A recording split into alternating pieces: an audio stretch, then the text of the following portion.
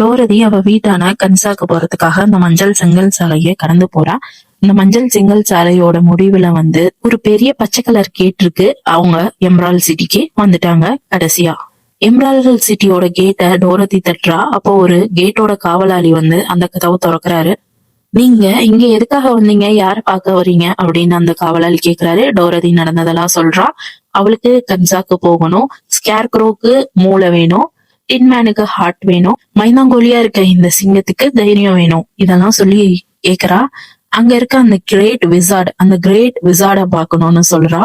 இத கேட்ட அந்த காவலாளி ரொம்ப ஆச்சரியப்படுறாரு. கிரேட் விசார்ட யாருமே பல வருஷங்களா பாக்கல.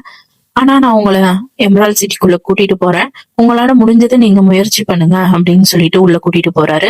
உள்ள கூட்டிட்டு போன அவரு ஒரு பெட்டியத்துல கிரீன் கிளாஸஸ் கொடுக்குறாரு. இந்த கிளாஸ மாட்டினாதான் எம்ரால்ட் சிட்டிக்குள்ள போக முடியும், இல்லைன்னா உங்க பார்வையே பறி போறதுக்கு வாய்ப்புண்டு. எம்ரால்ட் சிட்டி முழுசுமே எம்ரால்ட்ஸால ஆனது, அதனால அது உங்க கண்ணை பறிச்சிடலாம், அதனால இந்த கிளாஸ் நீங்க போட்டுக்கணும்னு அந்த நாய்க்கு டோடோக்கு கூட அந்த கிளாஸ கொடுக்குறாரு.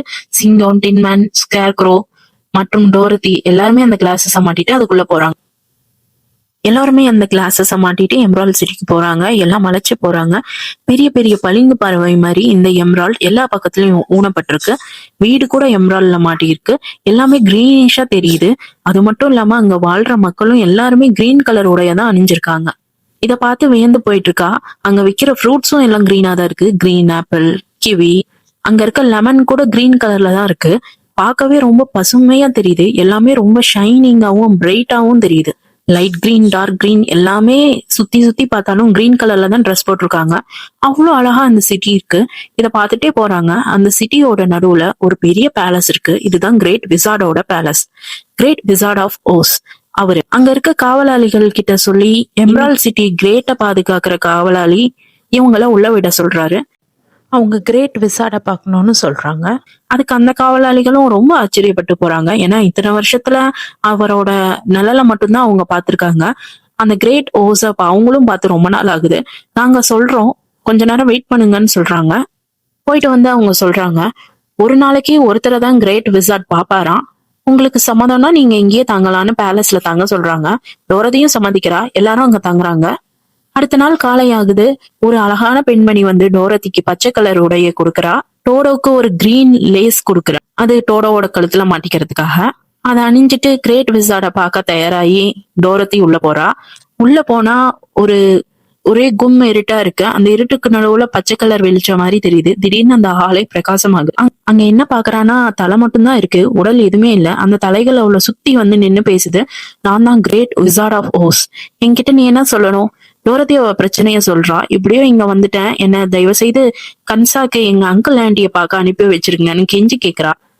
அப்ப அந்த கிரேட் விசார்ட் சொல்றது ஒண்ணுதான். ஒரு விச்சு இறந்துட்டா, ஆனா இன்னும் வெஸ்டவிச் உயிரோட தான் இருக்கான். அந்த குரூயலான வெஸ்டவிச்ச கொலை பண்ணிட்டா நான் உன் ஆசையை நிறைவேற்றுறேன்னு சொல்லி அனுப்பிடுறாரு. டோரதி நடந்ததை அவன் நண்பர்கள் கிட்ட சொல்றாங்க. அவன் நண்பர்கள் அவ கூட வர முடியாதுன்னு ரொம்ப வருத்தப்படுறாங்க. ஆனாலும் டோரதி காலம் பொறுத்து வெயிட் பண்ணி பாக்க. அடுத்த நாள் அந்த ஸ்கேர்க்ரோ போய் ரொம்ப பயந்துட்டே போறாரு. ஏன்னா டோரதி சொன்னா இல்லையா, அவ பல தலைகளை தான் பார்த்தா கிரேட் விசார்டுன்ட்டு. ஆனா அந்த ஸ்கேர்க்ரோ பார்த்தது ஒரு பியூட்டிஃபுல்லான உமன், ரொம்ப அழகா இருந்தது. ஸ்கேர்க்ரோ அதோட நிலைமைய சொல்லி அதுக்கு மூளை வேணும்னு கேக்குது. அதுக்கு அந்த உமன் சிரிச்சுக்கிட்டே, நான் தான் கிரேட் விசார்ட் ஆஃப் ஓஸ், உனக்கு மூளை வேணும்னா நீ டோரதிக்கு ஹெல்ப் பண்ணணும், அந்த கொடூர சூனியக்காரிய நீங்க அழிச்சிட்டு வரணும், அப்பதான் உதவி செய்வேன்னு சொல்லுது. இதை கொண்டு போய் டோரதி கிட்ட ஸ்கேர்க்ரோவும் சொல்லுது. அடுத்த நாள் டின்மேன் போறான். டின்மேன் போகும்போது அங்க ஒரு பெரிய யானைக்குட்டி சைஸுக்கு ஒரு காண்டாமிருகம் இருக்கு. அதுக்கு 4-5 கைகள் இருக்கு. நான் தான் கிரேட் விசார்ட் ஆஃப் ஓஸ், இப்ப நீ சொல்லு உனக்கு என்ன வேணும்னு. அதுக்கு அந்த டின்மேன் சொல்றான், எனக்கு இதயம் வேணும்னு சொல்றான்.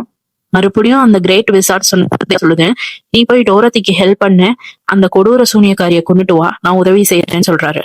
அடுத்த நாள் சிங்கம் யார் வருவாங்கன்னு தெரியாம ரொம்ப பயந்துட்டு போறாரு. ஒரு பெரிய கொடூரமான மிருகம் வருமா, இல்ல தலை மட்டும் வருமா, இல்ல ஒரு அழகான பெண்மணி வருவாளா அப்படின்னு சொல்லிட்டு. ஆனா வரதே ஒரு அழகான கோல்டன் ஃபயர் வருது.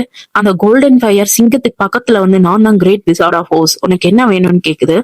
சிங்கம் எனக்கு தைரியம் வேணும்னு சொல்லுது. மறுபடியும் அந்த விசார்ட் சொன்னதே தான் சொல்லுது. சிங்கமும், நம்ம 4 பேரும் சேர்ந்து அந்த கொடூர சூனியக்காரிய கொன்னாதான் நம்மளுக்கு பதில் வரும் போல அப்படின்னு சொல்லி டோரதி கிட்ட சொல்றாங்க. டோரதி கொஞ்ச நேரம் யோசிச்சாலும் நம்மளுக்கு வேற வழியே இல்ல, நம்ம என்ன தேவையோ அதை அடையறதுக்காக நம்ம இதை செஞ்சுதான் ஆகணும்னு சொல்லிட்டு அந்த கொடூர சூனியக்காரிய கொலை பண்ணலாம்னு சொல்லிட்டு 4 பேரும் பிளான் பண்ணி கிளம்பி போறாங்க. ஒருத்தி எப்படியா இருந்தாலும் கன்சாக்கு போகணும்னு உறுதியோட அந்த கொடூர சூனியக்காரிய கொல்லலான்னு தன் நண்பர்களை கூட்டிக்கிட்டு போறா.